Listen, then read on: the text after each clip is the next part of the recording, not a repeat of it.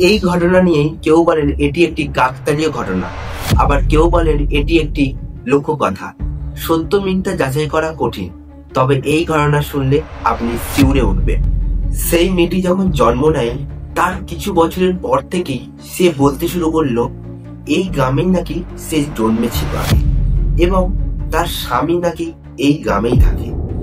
কিছু মানুষ এই সব কথা নিয়ে প্রথম প্রথম হেসে উঠত, তারপর কিছু বছর পর আবার বলতে শুরু করলো যে আমার শ্বশুর এই গ্রামে আমাকে মেরে দিয়েছিল, এবং সেই সব কথা শুনে অনেক লোক ভয় পেতে শুরু করলো এবং অনেকে তাকে আরো সব কোশ্চেন জিজ্ঞাসা করতে থাকলো।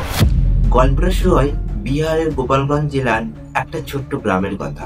প্রায় 20 বছর আগেকার কথা। একটা গ্রামে একটা গৃহবধূ, তার নাম ছিলেন রমা দেবী।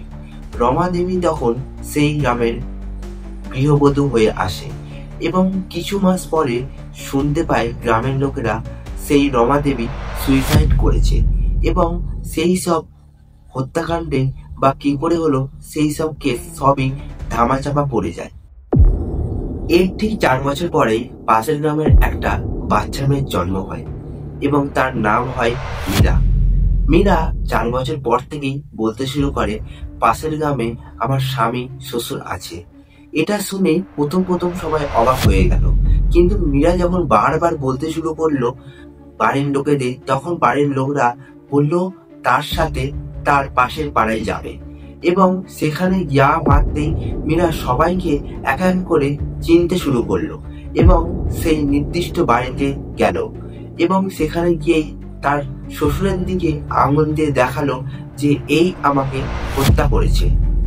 মেয়েটির কথা শুনে এলাকায় শোরগোল পড়ে যায় এবং সেখানে আবার কেসটা শুরু হয় এবং সেই কেসে আবার পুনরাবৃত্তি ঘটে এবং কিছু লোক বলে যে সেই রাতে কিছু আওয়াজ শুনতে পায় এবং তারা ভয়ে সেটা বলতে চায়নি, এবং তারপর যখন হয় তখন তদন্তে মিলে যায় যে সেই মেয়েটি ঠিক কথাই বলেছিল এবং পুলিশ তার শ্বশুরকে গ্রেপ্তার করে। এটা কি সত্যিই পুনর্জন্ম, নাকি এটা একটা কাকতালীয় ঘটনা? তোমার কি মনে হয়? তাহলে অবশ্যই নিচে কমেন্টে জানিও।